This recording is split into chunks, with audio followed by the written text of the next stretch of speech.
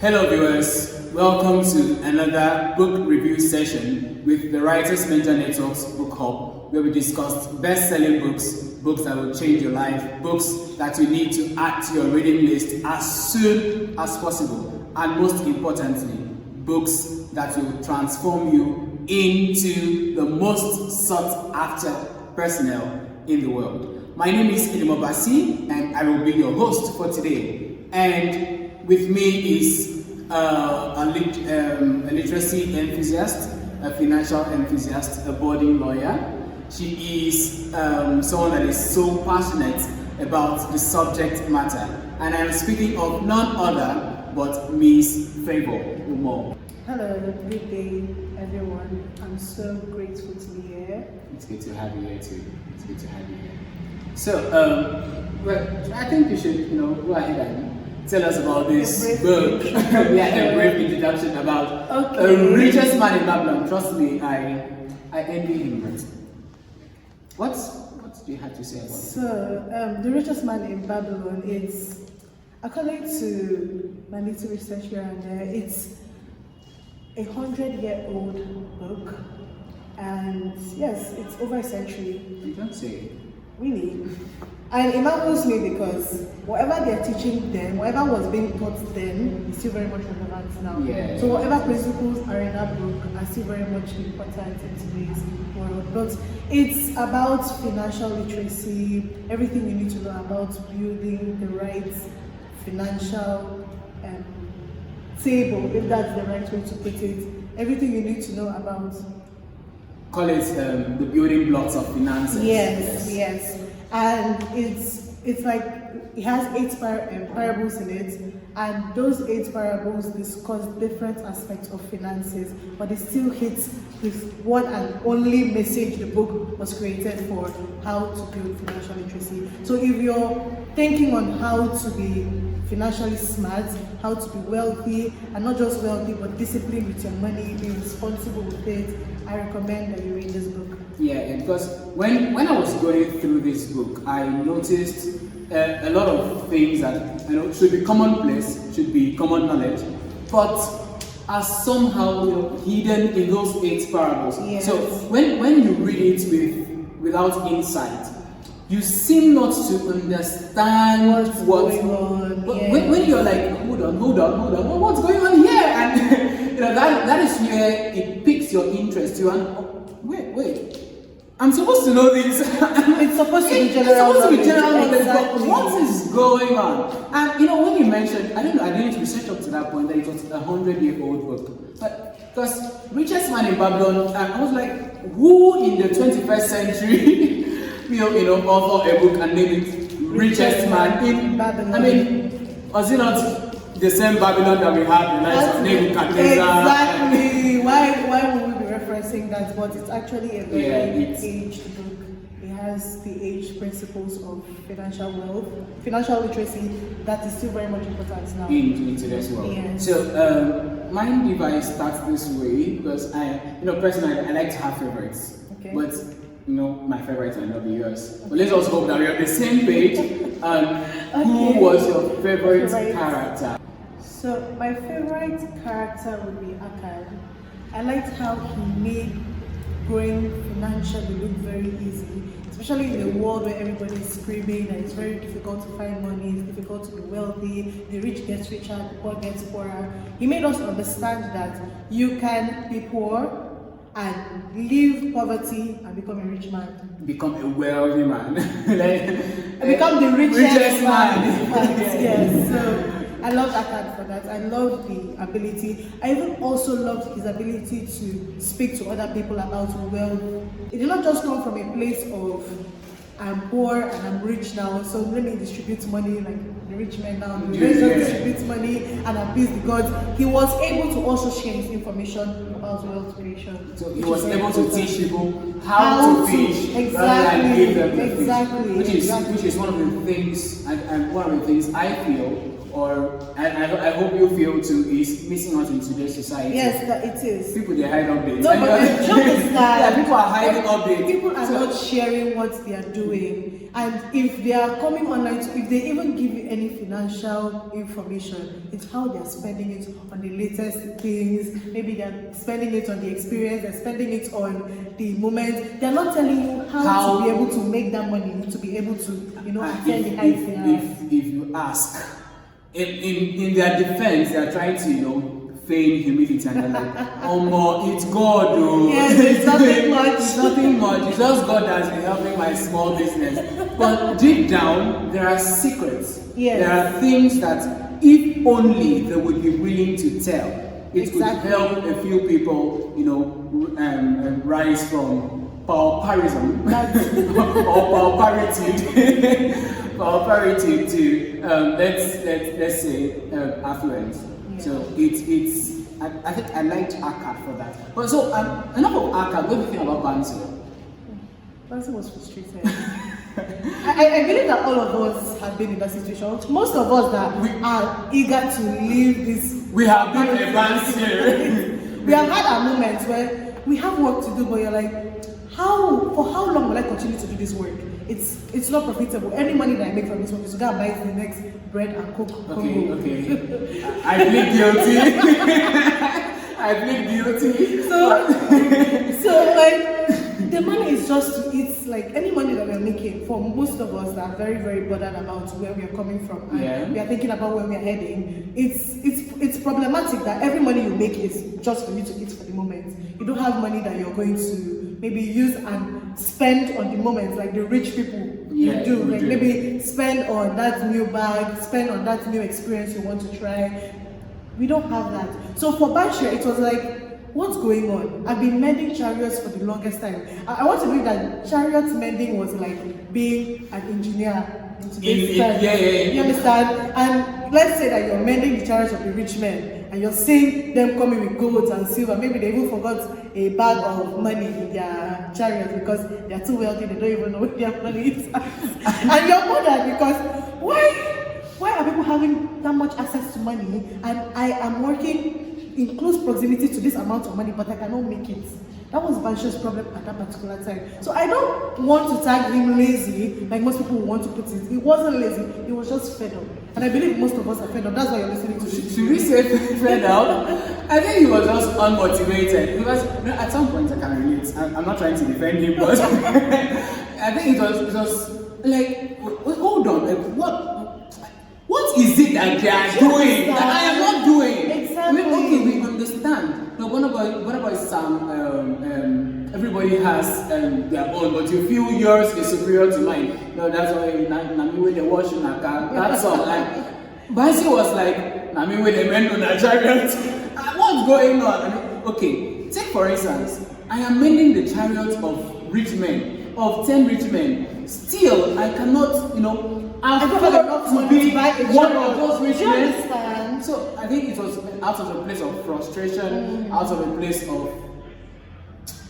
I know they do it again. I have tried my best. I mean, it's funny that this is somehow one of the conditions that the Nigerian economy has put a lot of people, especially youths. Youths are giving up these days. Why do you think we have a lot of people going into, illegal means of, making income, scamming others and all of that? Because they're like, how did you make it that I cannot? Do you understand? And the idea, like I said, ACAD made wealth creation look very easy. The idea with this generation is that there is no money. And that's a problem because there is so much money. You calculate how many billionaires, let's talk in Nigeria alone. You know that there are some billionaires that you will never hear of them. They are not on social media, their money is not on the internet. Their money is made in their backyard and they are sitting pretty on it. So there is so much money in the land and a lot of people fail to understand that. Hence the reason I love ACAD.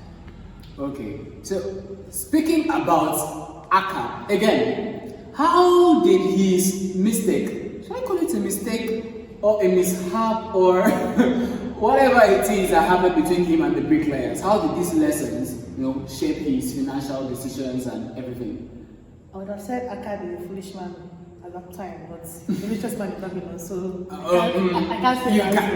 My bad. But you should not be taking advice from people that are not in the field.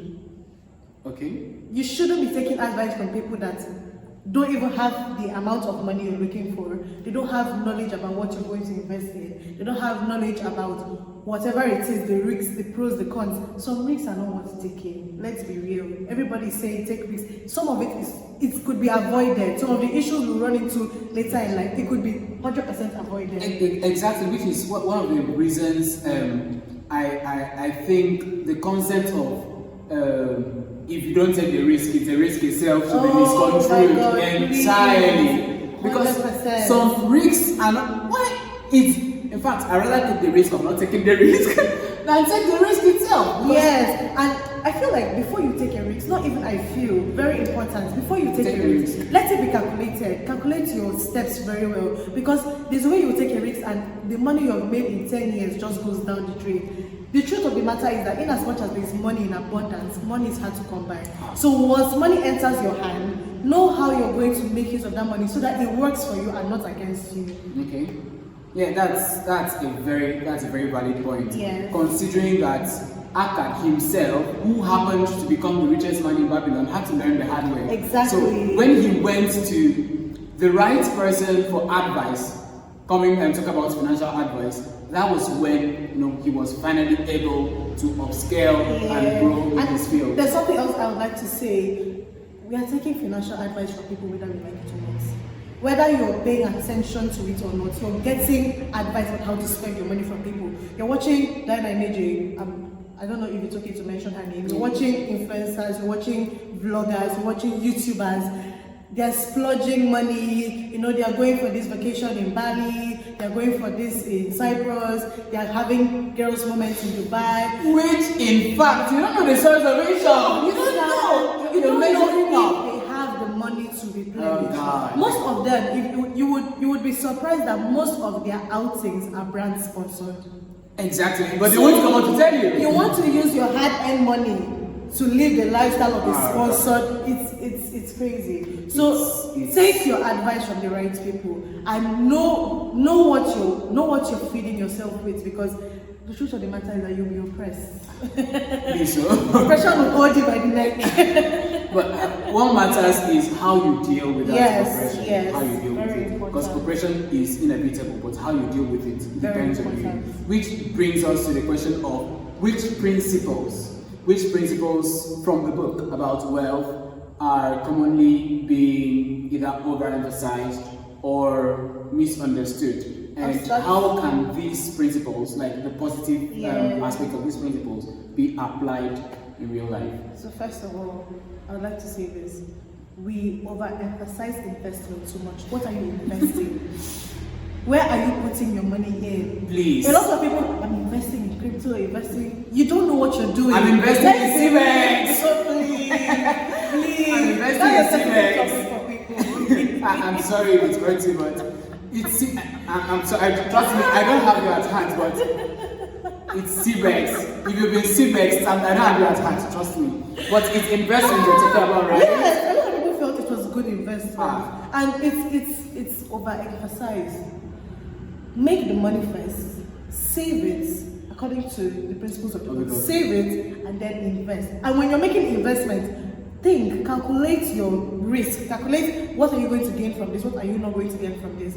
Then a very misunderstood principle or underplayed principle, I like to put it that way, is saving. People don't understand the power of saving. Saving is not just for your future, it's for discipline, it's for responsibility, it's wise. You're not saving to save your life tomorrow. No, even if it will save you tomorrow. No, at least not in that degree. Some of us, we are saving money to eat it tomorrow. We are not even saving to, reinvest or do something better. The truth of the matter is that that's fine.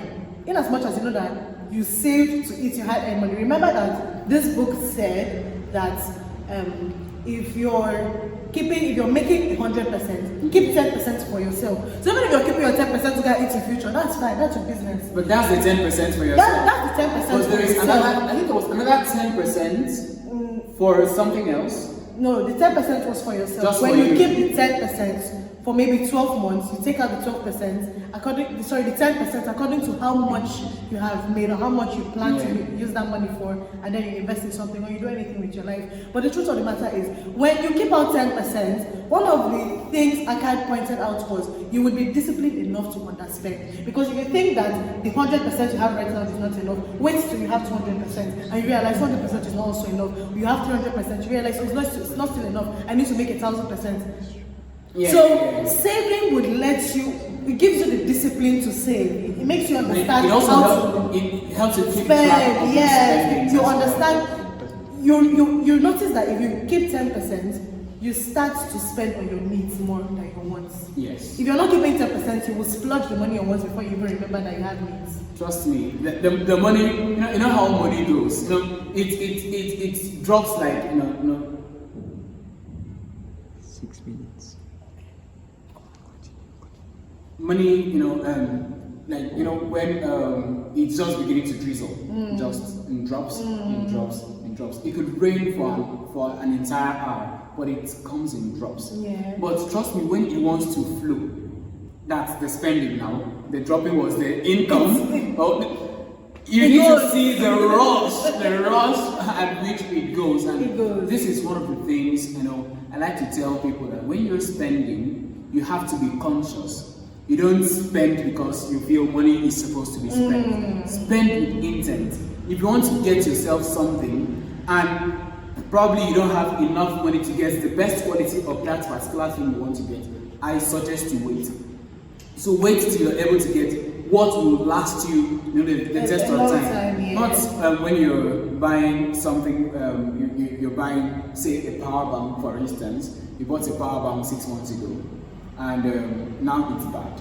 You have to spend, and it won't even be the same price at which you got one before, but you now have to spend more to get another power bank. Now, in a year, for instance, you might have spent as much money, like, it might not be as much as how much you would have spent to get something quality in that year. And you would have closed chapter of power bank. It could even last you some years, going forward. But when you keep trying to, can I get it for less? Can I get something lesser? Can I get something lesser? The more you keep settling for less, you need to know that the more you keep spending to maintain.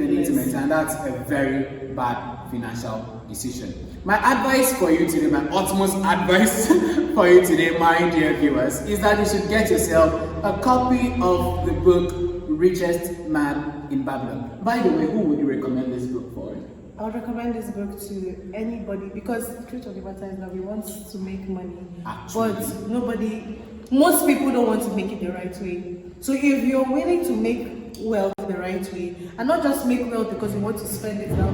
Besides, like I said, if you're reading The Richest Man in Babylon, you'll understand that it's more about discipline, responsibility, financial wisdom, and every other thing that you would not think of when you're talking about money. Yeah. So if you want to get all of that, you're able to be responsible with your money, you're able to make the right decisions, you're disciplined, read The Richest Man in Babylon. It will help you. It will make you have a better rationale when it comes to money, and you stand a better chance being a rich man in 5 years, just like Akad. Yeah, you stand a good. And that was our own recommendations. For myself, if you want to be the richest man in Nigeria, the richest man in Africa, let's leave Babylon out of this. Babylon did nothing to us. You should read this book.